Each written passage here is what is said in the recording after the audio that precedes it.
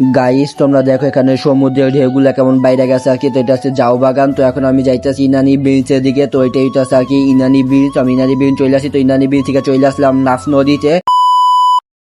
আসসালামু আলাইকুম গাইস, আশা করি সকলে ভালো আছো। বর্তমানে আছি কক্সবাজারে একটা জাউ বাগানে আর কি। এখন আমি যাইতেছি, সামনে একটা সুন্দর একটা ব্রিজ আছে। ব্রিজটা দেখে এখানে আর কি প্যারাসেলিং কোথায় হবে এটা জেনে নিতে পারবে। এখানে আর কি সাইনবোর্ড দেওয়া আছে। তো জাউ বাগানের ভেতরে দিয়ে আর কি যাইতেছি। আমার কাছে ভালো লাগতে আছে। তোমাদের কাছে জাউ বাগান কেমন লাগে একটু কমেন্টস করে জানিয়ে দেবে। তো আমার চোখে কিন্তু প্রচুর পরিমাণে ঘুম, তাও আমি ঘুরতেছি, কারণ কক্সবাজার আসলে ঘুমের কোনো ঠিক থাকবে না, 2-3 ঘন্টা ঘুমাইতেছি।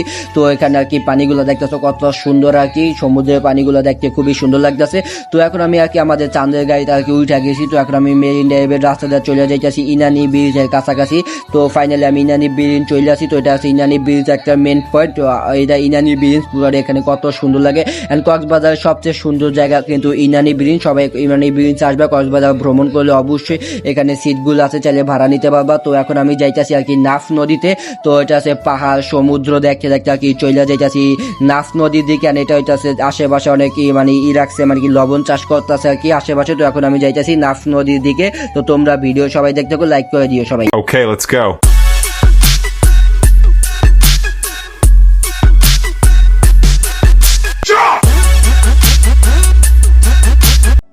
অনেকক্ষণ জার্নি করে আর কি চলে আসলাম আমি নাফ নদীতে। এটা হইতেছে নাফ নদী। এটাই কিন্তু বাংলাদেশে একবারে শেষ বড়া। ওই সামনে কিন্তু আর কি মায়ানমার দেখা যাইতেছে। তো নাফ নদী দেখতে আমার খুবই ভালো লাগতেছে। এখানে সুন্দর নদীতে আর কি গাছগুলা কি ভাইসা, এখানে নৌকাগুলো আছে, দেখতে খুবই সুন্দর লাগতেছে। তো এখন আমি নাফ নদীতে হাঁটতেছি। তো তোমরা ভিডিওতে একটা লাইক করে দিও। আল্লাহ হাফেজ।